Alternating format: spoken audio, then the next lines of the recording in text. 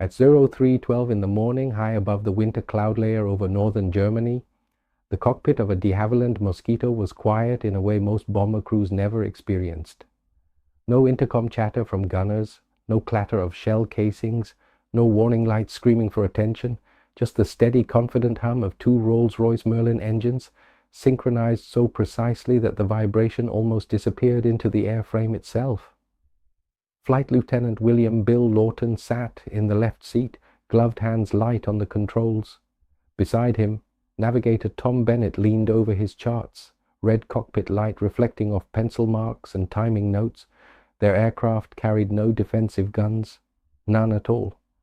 Not because something had been forgotten, but because it had been designed that way. Below them, the Reich slept. Berlin's air defenses were built to stop mass destruction. Radar stations scanned for bomber streams. Searchlight batteries waited for formations. Flak crews trained for walls of aircraft, not single blips slicing through the night at impossible speed. At 26,000 feet, the Mosquito crossed the German coastline undetected. Its fuselage, and built largely of plywood and balsa, reflected almost nothing. Its radar signature was small. Its speed was something German controllers were not trained to expect from a bomber. Lawton glanced at the airspeed indicator, 380 miles per hour. That was faster than many German fighters could manage at altitude. And this wasn't a fighter. On paper, at least, it shouldn't have existed at all. Inside the aircraft, the temperature hovered just above freezing. The cockpit heater struggled against the thin air. Bennett tapped his watch against the navigation table. 3 minutes. They were early. That was the point.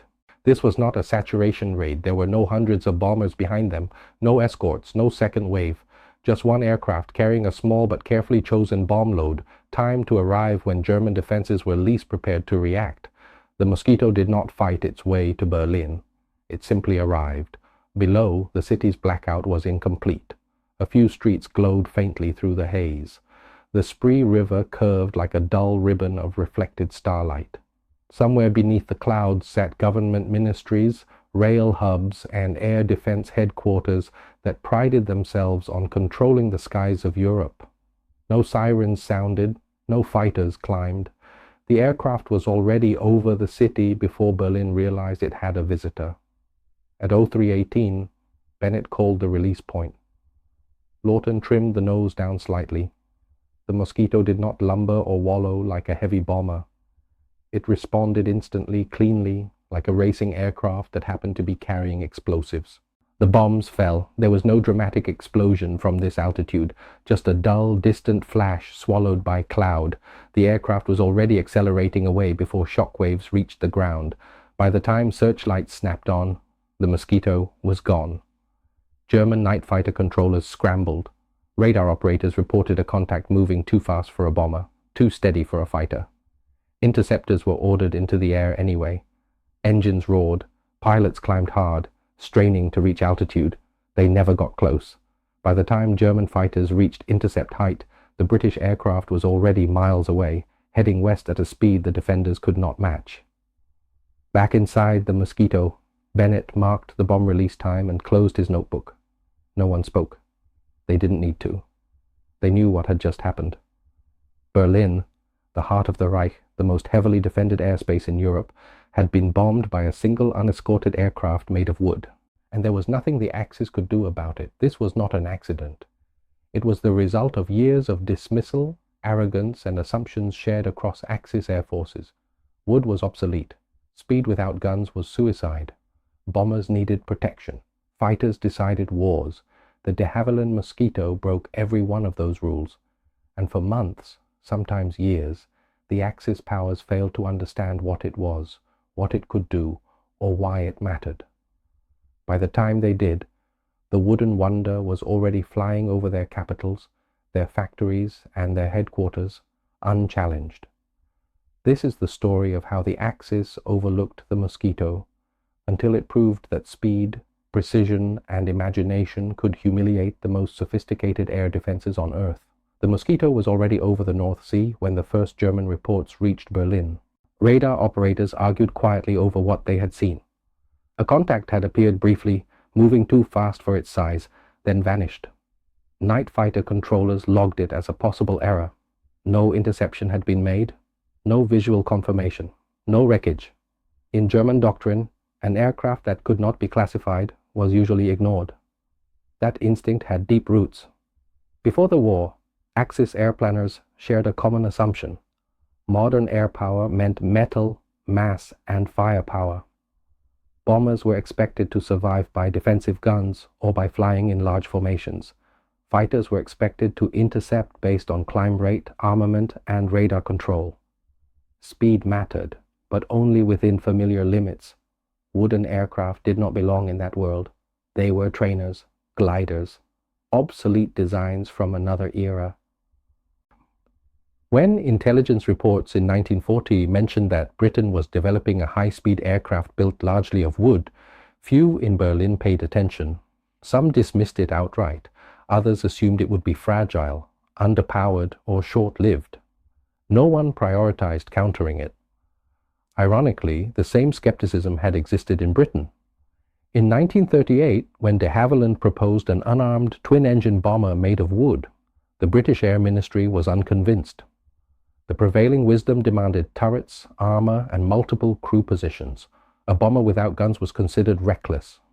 Geoffrey de Havilland disagreed.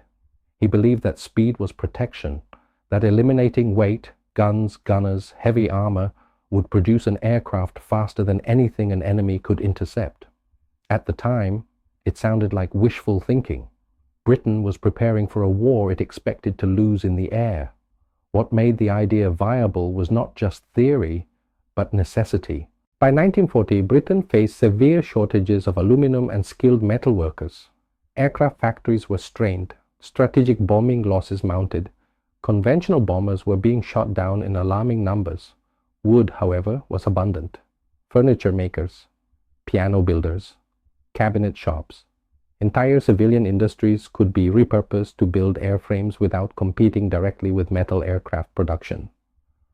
The Mosquito was not just a design gamble, it was an industrial workaround.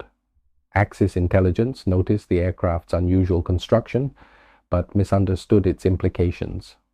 German analysts assumed wood meant weakness. They expected the aircraft to be vulnerable to flak, fragile under stress, and unsuitable for sustained operations. Some believed it could not handle combat loads or repeated missions. These assumptions persisted even as evidence mounted. When mosquitoes first appeared over occupied Europe in 1942, they flew reconnaissance missions at altitudes and speeds that frustrated interception. German pilots reported chasing targets they could not close with. Radar operators logged fleeting contacts that refused to behave like bombers. Still, the Luftwaffe did not sound an alarm, because no single encounter seemed decisive. The Axis air defense system was designed for scale. It excelled at detecting bomber streams, guiding fighters toward predictable formations, and saturating airspace with flak. It was not optimized for single fast intruders that appeared briefly, struck, and vanished. The Mosquito exploited that gap perfectly. Its speed exceeded many German night fighters at altitude. Its climb rate reduced interception windows. Its small radar signature shortened reaction time. And because it often flew alone or in pairs, it did not trigger the same urgency as mass raids. By the time controllers realized something unusual was happening, the aircraft was often already outbound. The real danger, however, was not tactical, it was psychological. Each successful Mosquito mission reinforced the idea that the aircraft was an exception, not a threat, a nuisance, a curiosity, something impressive perhaps, but not decisive. Axis planners focused elsewhere, on heavy bombers, on long-range escorts, on future jet fighters. They did not yet see that the Mosquito was quietly rewriting the rules. Back in Britain, the aircraft's versatility began to surprise even its creators. The Mosquito proved capable of more than bombing. It became a reconnaissance platform, a pathfinder, a night fighter, an intruder. It could strike precise targets with minimal losses. It could fly where other aircraft could not survive. And crucially, it could operate independently. This independence made it unpredictable. Unpredictability made it dangerous. Axis air defenses were built to respond. The Mosquito forced them to guess. Each successful flight over Germany, especially over Berlin, carried a message that went far beyond physical damage. It demonstrated that the Reich's airspace was not sealed, that technology dismissed as inferior could outpace doctrine built on certainty. The Mosquito did not overwhelm defenses, it bypassed them, and as long as Axis planners believed it was an outlier, a clever trick rather than a systemic threat, it would continue to do so, unchallenged. The de Havilland Mosquito did not enter the war with fanfare. It slipped in quietly, almost apologetically, as if unsure whether it was allowed to exist at all. When the first operational Mosquitoes began flying missions over occupied Europe in 1942, they were not sent to smash cities or challenge fighter formations. They were sent to look, to photograph, to test limits, to answer a question British planners had barely dared to ask. What happens if speed replaces protection? The answer came quickly. Mosquito reconnaissance aircraft crossed enemy territory at altitudes and speeds that made interception frustrating and often impossible. German fighters were scrambled, climbed hard, and arrived late. Pilots reported seeing the aircraft briefly, a flash of twin tails, a clean silhouette, before it vanished into cloud or distance. The reports were filed, and largely ignored, because the war, as Germany understood it, was being fought elsewhere. Axis air defense doctrine was built around predictability. Bombers flew in groups. They followed the corridors. They triggered alarms early. They gave defenders time to react. The Mosquito did none of those things. It flew alone or in pairs. It appeared suddenly. It crossed defended zones faster than controllers could coordinate responses. It did not loiter. It did not fight. It simply passed through. German radar operators struggled to categorize it. Night fighter controllers struggled to vector aircraft onto it. Pilots struggled to catch it even when visual contact was made. This was not supposed to happen. The aircraft was made of wood. Wood burned. Wood broke. Wood belonged to the past. And yet the Mosquito kept coming back. As 1942 turned into 1943, Mosquito missions expanded. Reconnaissance flights were joined by light bombing raids, not heavy loads, not city-destroying attacks, but precise strikes against rail yards, power stations, administrative buildings, and air defense facilities. The damage was often modest. The message was not. Each raid demonstrated that Britain could place bombs almost anywhere it chose at a time of its choosing, without paying the price expected of bombers. The Luftwaffe began to notice, but not urgently. Reports described the Mosquito as exceptionally fast, as difficult to intercept, as unsuitable for engagement under current conditions. That language mattered. Difficult implied solvable. Exceptional implied rare. No one yet treated the aircraft as a systemic threat. When Mosquitoes first appeared over Berlin, the reaction was disbelief rather than panic. The capital had been designed to withstand bomber streams, not surgical intrusions. Air raid protocols were built around scale. Sirens were triggered by formations. Defenses were layered for endurance. The Mosquito exploited that rigidity. Small raids slipped through before alarms were fully activated. By the time defenses reacted, the aircraft was often already outbound. Damage assessments showed limited destruction, reinforcing the idea that these were nuisance attacks rather than strategic blows. But the real effect was not physical. It was symbolic. Berlin was not supposed to be touched easily, certainly not by a single aircraft. By mid-1943, the RAF understood what it had. The Mosquito was not just an aircraft, it was a concept. Speed replaced armor, precision replaced mass, flexibility replaced specialization. The aircraft was adapted again and again. Bomber variants struck high-value targets. Pathfinder versions marked objectives ahead of heavy bomber formations. Night fighter Mosquitoes hunted German bombers and later V-1 flying bombs. Intruder versions attacked airfields and transport routes deep inside occupied territory.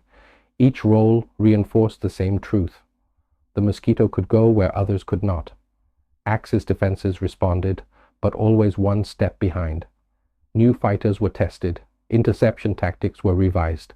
Radar coverage expanded, but each counter assumed the Mosquito would behave like a bomber or a fighter, It behaved like neither. By 1944, German pilots openly complained about the Mosquito, not because it was unbeatable, but because it refused to fight on expected terms. Engagements, when they happened, were fleeting. Chases ended with the Mosquito pulling away. Interceptions failed because altitude or timing was wrong by seconds. The aircraft's wooden construction, once mocked, proved resilient enough for repeated missions. Its engines proved reliable. Its losses remained remarkably low compared to conventional bombers. And still, Axis leadership hesitated. Resources were finite. Jet programs demanded attention. Heavy bombers and interceptors took priority. The Mosquito remained categorized as an irritant. Dangerous, yes, but not war-changing. That judgment would age poorly. By the final years of the war, attempts were made to counter the Mosquito more effectively. Faster fighters were introduced. Specialized interception units were considered. New radar techniques were tested. But the strategic moment had passed. The Mosquito had already reshaped how air power was applied. It had already proven that dominance did not require mass. That vulnerability could be avoided rather than endured.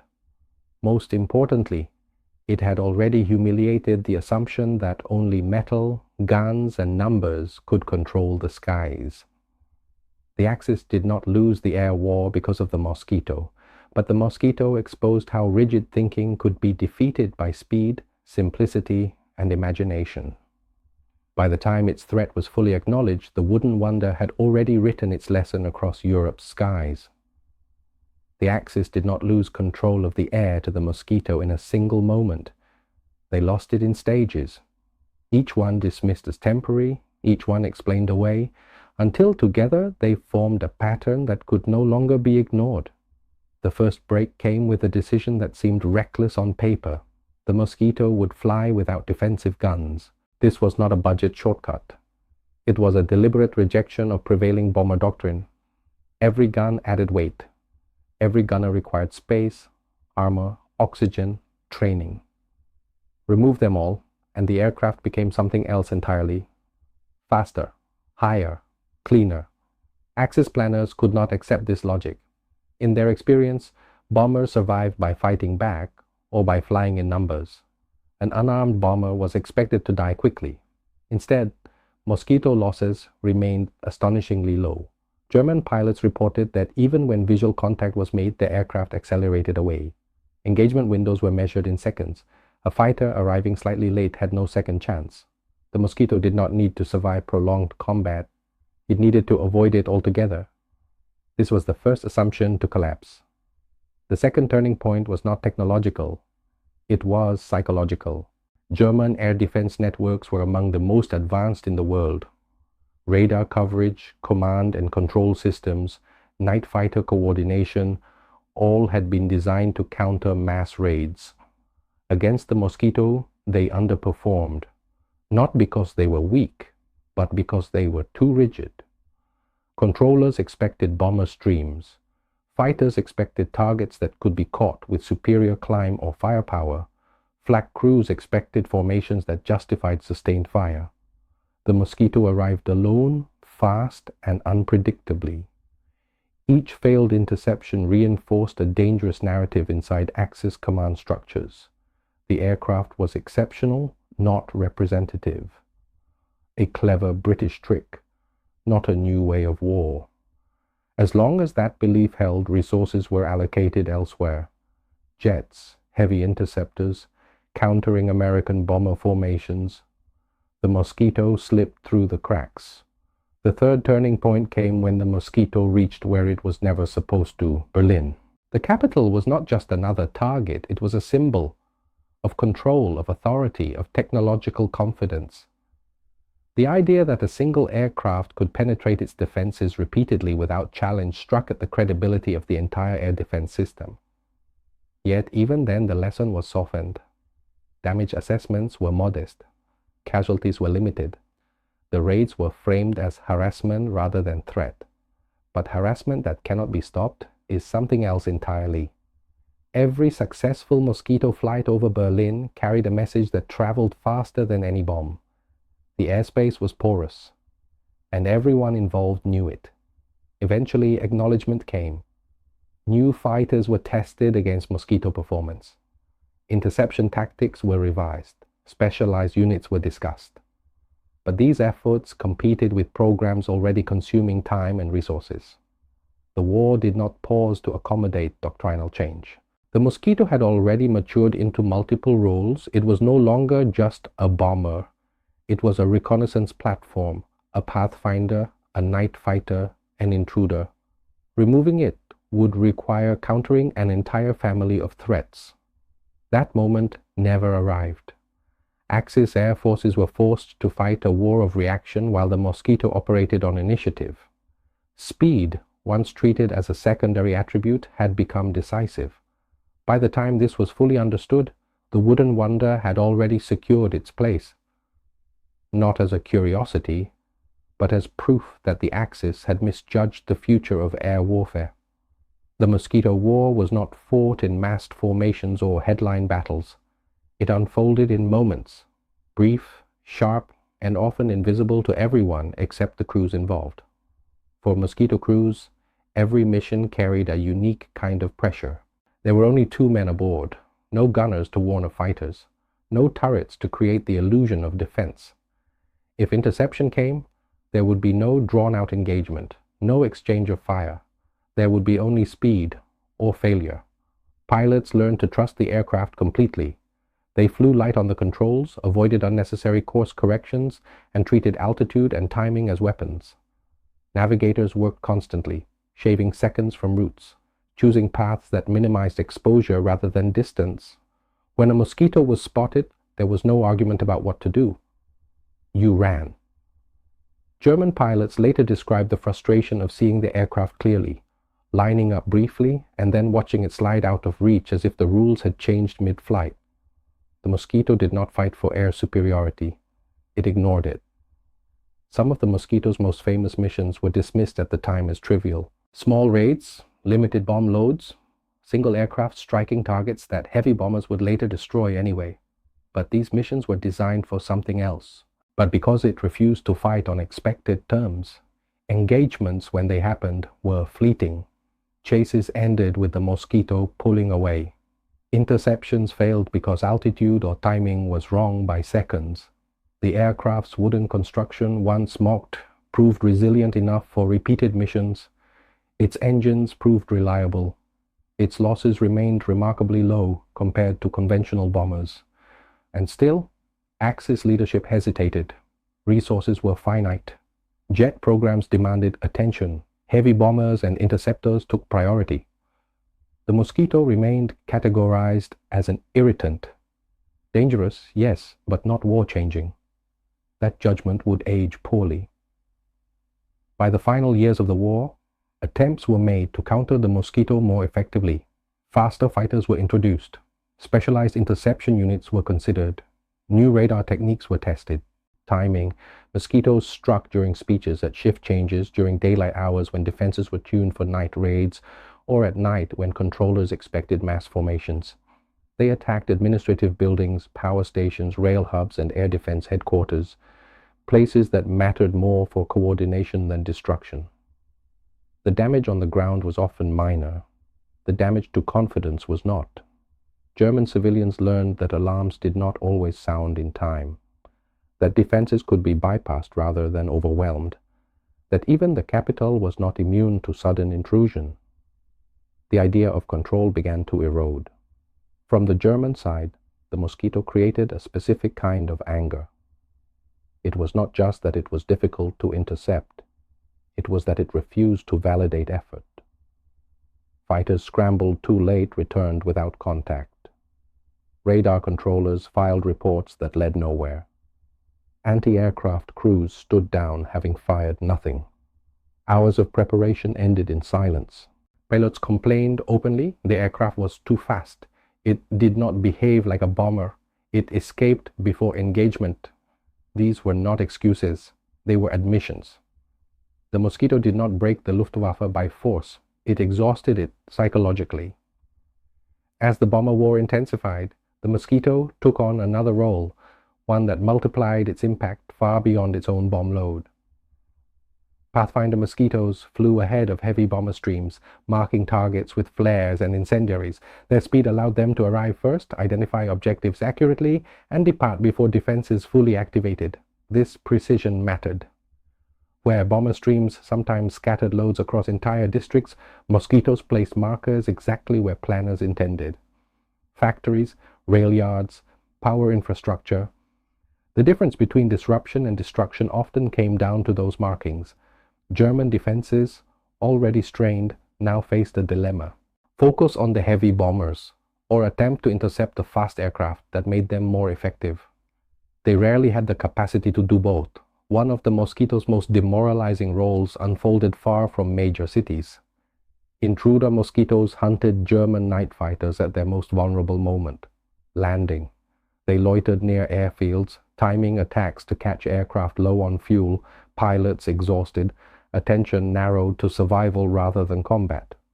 Runways were strafed, aircraft destroyed on the ground, pilots killed seconds from safety. The effect on German air crews was profound. The sky was no longer the only danger. Home was no longer safe. This role required exceptional nerve. Intruders flew deep into defended territory alone, relying entirely on timing and surprise.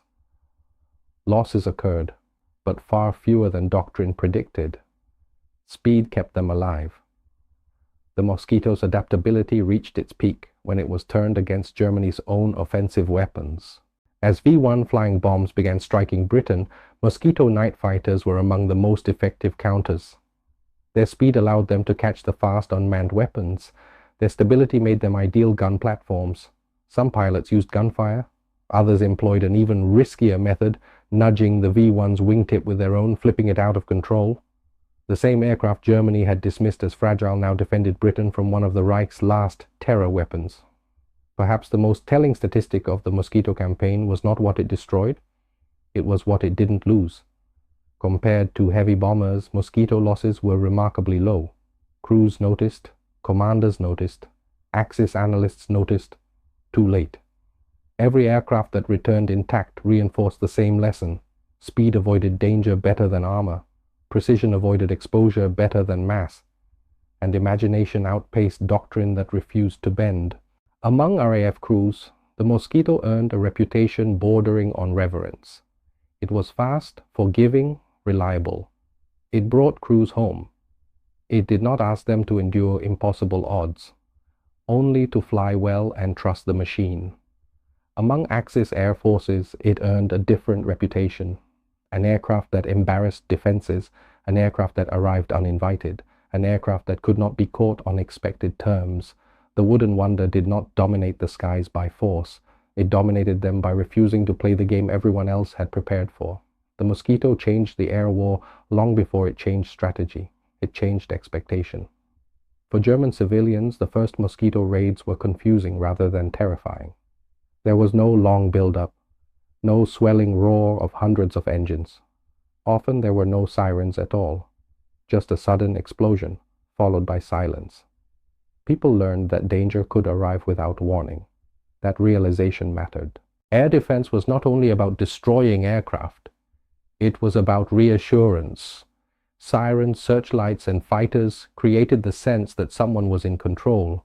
The Mosquito undermined that illusion every time it appeared and vanished untouched. Confidence eroded quietly. For Luftwaffe personnel, the effect was sharper. Radar operators grew frustrated by contacts that appeared late and disappeared quickly. Night fighter pilots described missions that ended without engagement, fuel burned for nothing, effort unrewarded. Flak crews stood down, having fired no shots. The system worked, just not against this aircraft. That distinction bred resentment. The Mosquito was not overwhelming German air defenses. It was making them feel irrelevant. For RAF crews, the psychological experience was inverted. Mosquito pilots and navigators flew knowing they were alone, but also knowing they had a margin of advantage no heavy bomber crew possessed. They did not expect to absorb punishment. They expected to avoid it. That expectation shaped behavior. Crews flew with confidence rather than dread. Missions were tense but not hopeless. Success felt repeatable, not miraculous. The aircraft rewarded discipline and precision instead of endurance under fire. This difference mattered. Morale is not just about bravery, it is about believing that skill and preparation will be enough. The Mosquito gave its crews that belief. Inside Axis command structures, denial lingered. Admitting that a wooden aircraft had repeatedly penetrated defended airspace without interception was uncomfortable. It challenged assumptions about technology, hierarchy, and progress. It suggested that innovation had slipped past established expertise, so the threat was minimized. The Mosquito was labeled a nuisance. Its raids were framed as harassment. Its successes were compartmentalized. But the effect was cumulative. Every unchallenged flight reinforced doubt. Every failure to intercept widened the gap between doctrine and reality. By the time Axis planners fully acknowledged the aircraft's impact, it had already reshaped operational thinking on the Allied side. Psychological pressure rarely announces itself as defeat. It settles in. And by the later years of the war, the Mosquito had settled deep into the Axis imagination, not as a bomber to be destroyed, but as a reminder that control of the air was no longer guaranteed. The Mosquito did not win the air war by itself. What it did was far more unsettling. It changed what winning looked like. Before the Mosquito, air power was measured in mass, numbers of aircraft, weight of bombs, thickness of armor. Survival was achieved by absorbing punishment or by overwhelming defenses through scale. The Mosquito rejected all of that. It proved that access mattered more than volume. If an aircraft could reach any target at any time without being stopped, then the defender's entire system, radar, fighters, flak, command networks, was exposed as conditional rather than absolute. This realization reshaped Allied strategy. British planners began to use Mosquitoes not just as bombers, but as enablers. They marked targets, disrupted coordination, forced air defenses to react early or incorrectly. Heavy bombers followed into airspace already confused and strained. The Mosquito did not destroy cities. It softened them. More importantly, it forced the Axis to defend everywhere, all the time, against a threat that could not be reliably intercepted. That asymmetry mattered. From a production standpoint, the Mosquito was a strategic anomaly. Built largely of wood, it bypassed aluminum shortages and avoided competition with other aircraft programs. It could be assembled by skilled civilian craftsmen outside traditional aircraft factories. Damage repairs were simpler. Production scaled without draining critical resources. In effect, Britain gained a high-performance aircraft without paying the full industrial cost usually associated with one. Axis planners noticed this too late. They had assumed that advanced performance required advanced materials. The Mosquito demonstrated that intelligent design could substitute for raw material superiority. In a war increasingly defined by logistics, that mattered.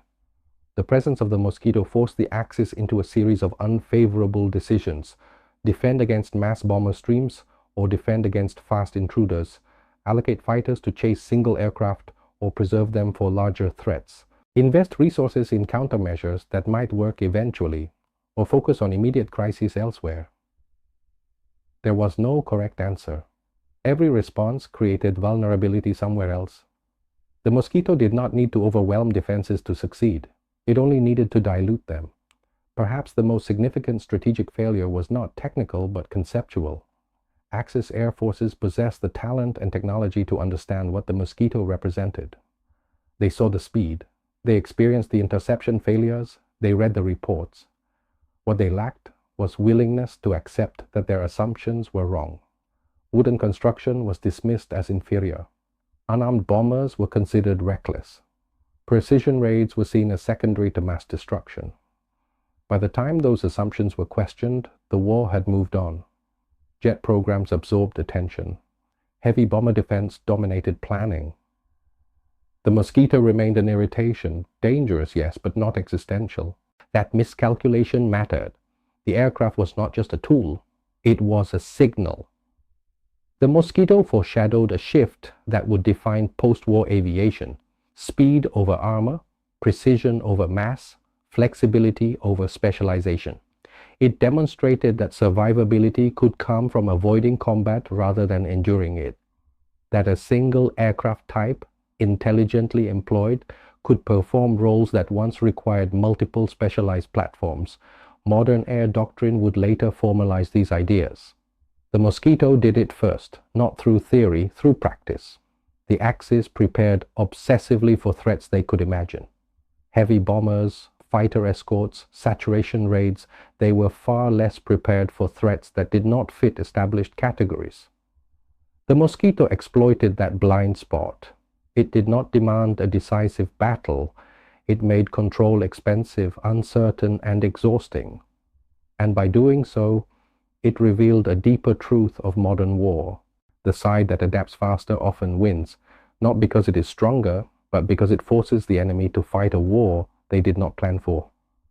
By the time the war in Europe ended, the Mosquito no longer needed to prove itself. It had already rewritten expectations. The aircraft that had once been dismissed as fragile, obsolete, or reckless finished the war as one of the most versatile and respected machines in the Allied arsenal. Bomber, pathfinder, night fighter, intruder, reconnaissance platform, V-1 interceptor. No other aircraft of the war filled so many roles so effectively. For the Axis, the reckoning came quietly. There was no single report admitting failure, no formal acknowledgement that the Mosquito had exposed a fundamental weakness in air defense doctrine.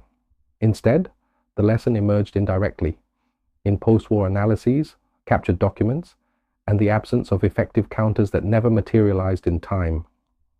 German engineers understood what had happened. Pilots understood it instinctively, but doctrine had moved too slowly to adapt while the war was still being fought.